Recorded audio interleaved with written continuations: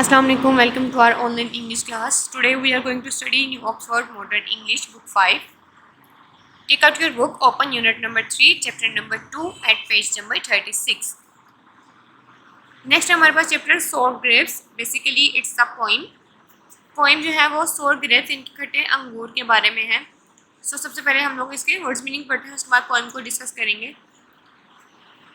First meaning है हमारे पास mean यानी कि मिजरेबल और पुअर, नकारा या बेकार चीज़. पावर यानी कि ताकत. Reynard name of a name for a fox in a French fables, यानी कि फ्रेंच की फेबल्स यानी कि कहानियों में लूमड़ी का जो नाम रखा जाता है वो रेनॉट रखा जाता है. थ्रू यानी कि किसी चीज़ के ज़रिए. टीस पढ़ते हैं इट इज़. और वाइन यानी कि बेल, अंगूर का एक दरख्त. अब ग्रेप प्लांट यानी कि अंगूर का जो एक प्लांट जो होता है यानी कि उसका जो पौधा होता है उसको कहते हैं wine.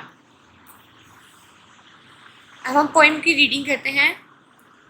A fox was trotting on one day, and just above his head he saw a vine with lovely grapes, rich, ripe, and purple red.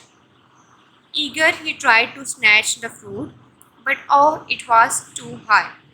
Poor Renaud had to give it up, and having a deep sigh, he curled his nose and said, "Dear me, I wouldn't waste an hour upon such mean and common fruit. I am sure those grapes are sour." 'Tis thus we often wish through life, when seeking wealth and power, and when we fail, say like the fox, we are sure the grapes are sour. तो यहाँ पे basically हमारे पास एक, जैसे हम लोगों ने एक स्टोरी हम लोग बचपन से सुनते आ रहे हैं कि अंगूर खट्टे हैं. सो बेसिकली ये उसी के बारे में जो है वो पोइम लिखी गई है कि जैसे लूमड़ी जो है वो बहुत भूखी होती है और वो आ रही होती है कि अचानक उसको लवली ग्रेप्स जो हैं वो वहाँ पे नज़र आते हैं.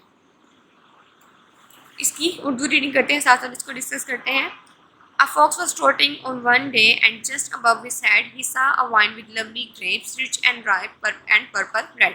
इनके एक लूमड़ जो है वो होले होले एक दिन जो है भागता हुआ आ रहा था और अपने सर के एंड ऊपर उसने एक बेल देखी जो कि प्यारे अंगूरों की थी.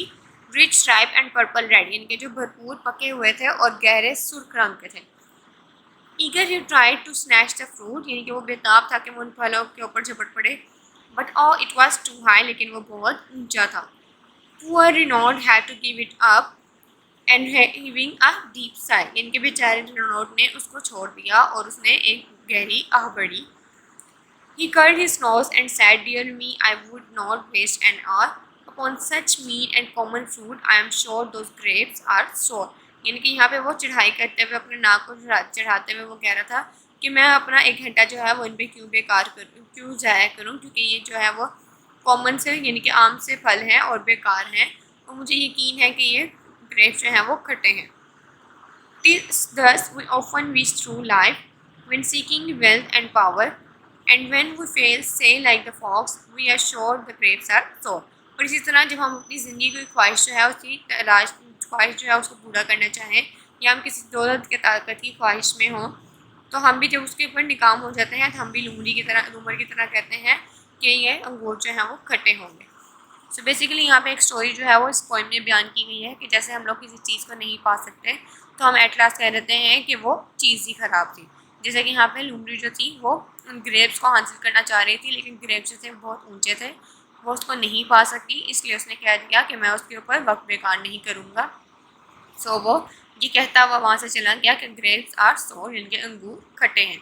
सेम इसी तरह इंसान की ज़िंदगी में बहुत सी ख्वाहिशात होती हैं और जिस यानी कि किसी दौलत को या ताकत को हमेशा पाने की तलाश में रहता है, और जब वो उससे नाकाम हो जाता है तो तब वो भी लूमड़ी की तरह कहता है कि मुझे यकीन है कि अंगूर खट्टे होंगे. So this poem is of an anonymous writer, means के राइटर का नाम जो है वो हमें नहीं मालूम. सो हमारी पोइम जो है वो यहाँ पे कंप्लीट होती है. Write down the day and the date है. We will continue with our exercise in our next video. Stay tuned. अल्लाह हाफिज़.